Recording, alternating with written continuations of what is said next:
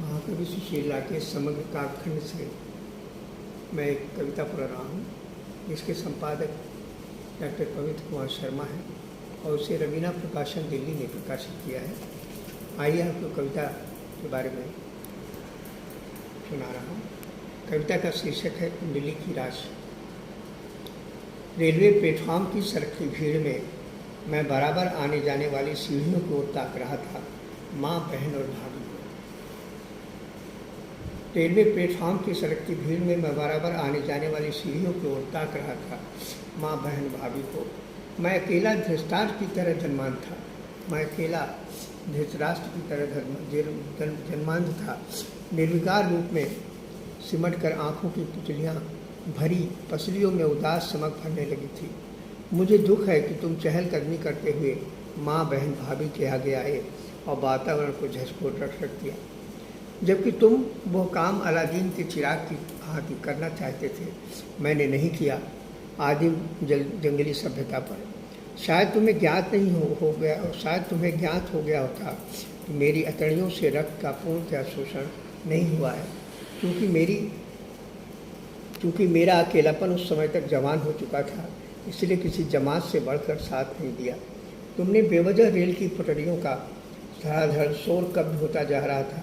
थरथराते हुए मेरे जख्मी घाव लंबे और लंबे होकर अंधकूप हो गए, जबकि किसी के साथ ऐसा नहीं हुआ। वह भीड़ जो सांप थी इकट्ठी हो गई। उसी समय एहसास हुआ कि तुम्हारा बस चलता तो इस भीड़ में माँ, बहन, भाभी के सामने मेरा मुखौटा नोच कर चबा जाते। तुम्हारे चबाने के पीछे एक कथा है। वह कथा याद है। पहुँचते ही ताकेगा भाई का लड़का भारत, जिसका नाम माँ ने बड़े प्यार से रखा था। सोचती थी वह भी बढ़ेगा साथ साथ हमारे और तुम्हारे देश की तरह, लेकिन जलसों, जुलूसों और भाषणों ने उसके पेट में रोग पैदा कर दिया है, जिसके उपचार के लिए इस महंगाई में पैसे नहीं हैं। पहुँचते ही भाई के मुख से वही घिसा पिटा वाक्य निकलेगा, ईमानदारी से जीना बड़ा मुश्किल है।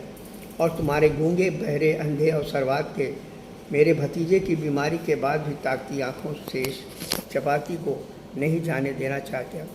वह शाही चुपके चुपके एक ईमानदार भाई को बाबू कहने में वंचित कर सकती है।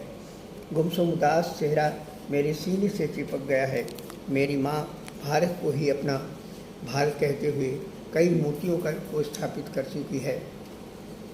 गांधी और रवीन की मूर्तियाँ तोड़े जाने वाली घटना को सुनकर वह फिर स्तब्ध मुखौटे को अपने आंचल के चिथड़े में समेटे हुए ढके है कोट में, जिसमें तुम भी हो, क्योंकि भारत देश के स्थापित नागरिक हो। तुम्हारे साथ अंगूठे को चूसता हुआ एक खुशगर आदमी चिपका है, जिसके रखैल गवाह के बतौर मेरी आहत नीयत पर चक्रव्यूह रचकर भयावह महंगाई, भ्रष्टाचार की युद्ध में परास्त करने के लिए फेंका है। पत्थर जिस पर मैंने बार बार लिखा है, जियो और जीनो दो। भीड़ में लहूलुहान पैरों के चिन्ह चिपक गए हैं। पीछे पीछे चौंकते हुए उसे मिटाने का प्रयत्न अब भी जारी है। मुझे खोजने वाले मुट्ठी पर भर हाथ यात्रियों में गुम है, जैसे कुंवारी पेट के बालक की माँ के पति का पता नहीं है।